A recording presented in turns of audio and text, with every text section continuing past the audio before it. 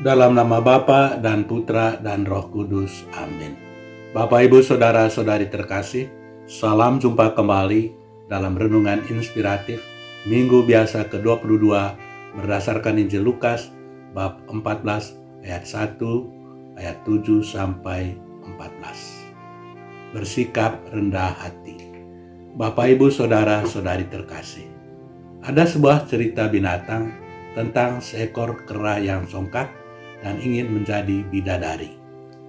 Guna memperoleh ambisinya itu, dia pun bertapa. Dia tidak makan dan tidak minum. Sehari-hari dia hanya berdoa dan bermeditasi. Buah-buah yang bergelantungan di sekitar pertapaan itu tidak menarik perhatiannya. Akhirnya, tapa yang dilakukan oleh kera itu berkesan di hati para dewa, sehingga mereka pun berkata kepadanya, "Minta apa sajalah, dan niscaya kami akan mengabulkannya." Kera itu pun langsung menyampaikan permintaannya. "Saya ingin menjadi cantik seperti manusia." Para dewa itu menjawab, "Pergilah dan mandi 7 kali di sungai di dekat pertapaan itu, dan sesudah itu pasti engkau akan menjadi perempuan cantik." Kera itu pun melakukan perintah para dewa itu, dan benar, sesudah dia mandi 7 kali, dia menjadi seorang perempuan yang cantik. Pengalaman itu membuat dia semakin berambisi untuk menjadi lebih daripada perempuan cantik. Dia pun ingin menjadi seorang bidadari. Dia berpikir kalau dia mandi 7 kali lagi, dia pasti menjadi bidadari. Maka tanpa berkonsultasi dengan para dewa, dia pun pergi lagi ke sungai itu dan mandi sebanyak 7 kali. Dan apa yang terjadi? Ketika dia bercermin di permukaan air sungai itu, ternyata dia kembali berubah menjadi kera. Kasihan memang, kesombongannya telah menghasilkan malapetaka.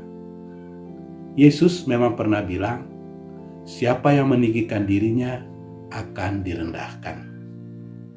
Bapak, Ibu, Saudara-saudari terkasih, di dalam Injil hari ini, Yesus berkata, kalau seorang mengundang engkau ke tempat pesta perkawinan, janganlah duduk di tempat kehormatan.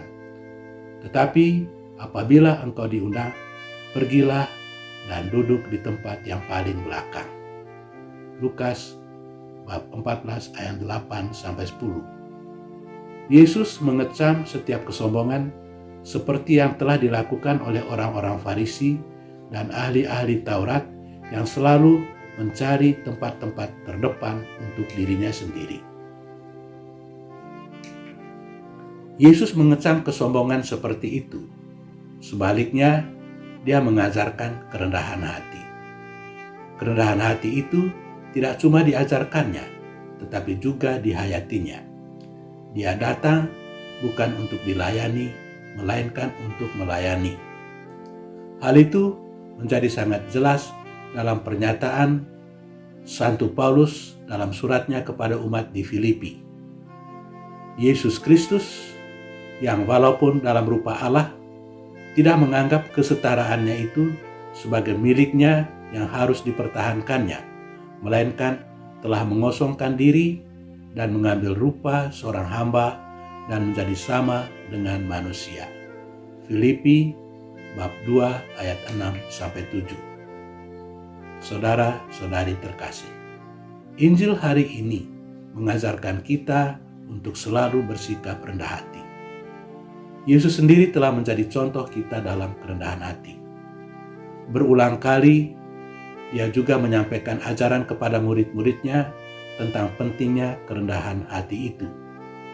Ketika para murid bertengkar tentang siapa yang terbesar di antara mereka, Yesus mengambil seorang anak kecil dan menempatkannya di tengah-tengah mereka sambil berkata, "Jika kamu tidak bertobat dan menjadi seperti anak kecil ini, kamu tidak layak masuk ke dalam kerajaan Allah." Saudara-saudari terkasih, apabila kita mendasarkan perbuatan kita pada kerendahan hati, niscaya kita tidak bakal mengalami kesulitan dalam berelasi dengan orang-orang lain. Pengalaman menunjukkan bahwa orang yang rendah hati akan selalu dikenang. Kerendahan hati tidak membuat diri kita menjadi hina, melainkan akan membuat diri kita menjadi terhormat di depan mata orang lain.